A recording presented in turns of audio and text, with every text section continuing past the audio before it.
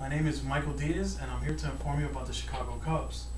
Now, the Chicago Cubs, which is a Major League Baseball team, is part of the National League Central Division. The National League, which was started in 1871, only has two original members still playing, one being the Chicago Cubs. Now, the Chicago Cubs, when they were originally started, were called the Chicago White Stockings.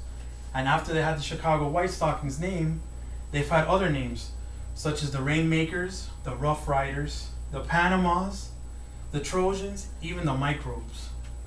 Now, the Cubs were sold to a gentleman named Jim Hart, who bought the Cubs in 1902 and officially changed their name to the Chicago Cubs. Now, under Hart's ownership, the Chicago Cubs were truly successful. Between 1905 and 1912, the Chicago Cubs won 4 National League pennants and 2 World Series championships, one in 1907 and one in 1908.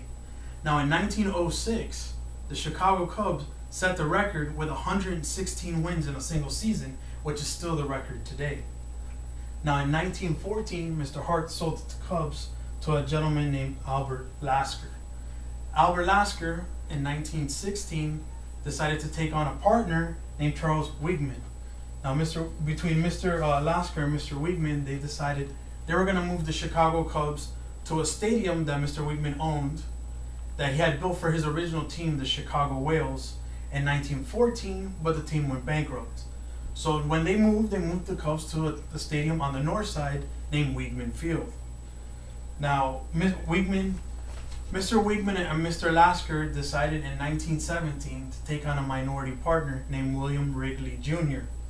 Now, Mr. Jr., between 1917 and 1925, decided that he was going to buy shares that belonged to Lasker and Wigman, and became the majority owner of the Chicago Cubs in 1925.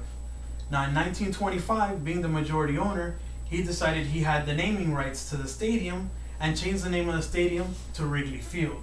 Now, Wrigley Field, as you can see here in a picture from the 1940s, has not changed much in its current day. Now, today, Wrigley Field is still known as Wrigley Field, and it has plenty of nuances that still were around back then.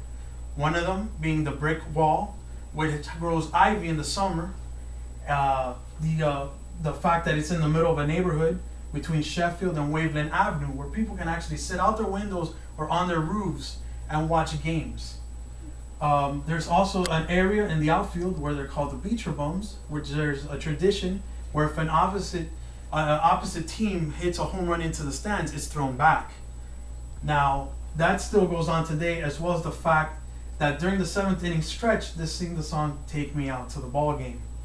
Many fans, many celebrities, and many former players do wait on a waiting list to conduct this with the patrons every day. Now, the Cubs, being around since 1871, have had many famous players, 37 of which are currently in the Hall of Fame. Probably one of the most famous Chicago Cubs is Ernie Banks, who played for the Chicago Cubs from 1953 to 1971. Mr. Banks was the first African-American player to play for the Chicago Cubs, and he was known to all Cubs fans as Mr. Cub. Now, he wore number 14, which is retired by the Chicago Cubs, which means nobody else can ever wear that number forever for the Cubs. Now, he played first base and shortstop, and was famous for the saying, "It's a beautiful day for a ball game, let's play 2," which meant let's play 2 games. He was willing to sit out there in that summer heat and play 2 games. That's how much he loved the game. Now, he was inducted into the Hall of Fame in 1977.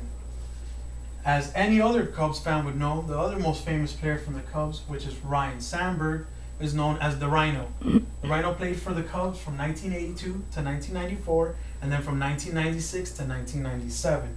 He wore number 23, which is also retired by the Chicago Cubs. Played second base, and has been disputed as probably the best and greatest second baseman to ever play Major League Baseball. He's a 10-time All-Star, a 9-time Gold Glove winner, a 7-time Silver Slug winner, and was voted into the Hall of Fame in 2005. Now, hopefully, as you can see here, we have some memorabilia, some of the different uniforms the Cubs have worn. And hopefully this speech has informed you about the Chicago Cubs. Thank you very much.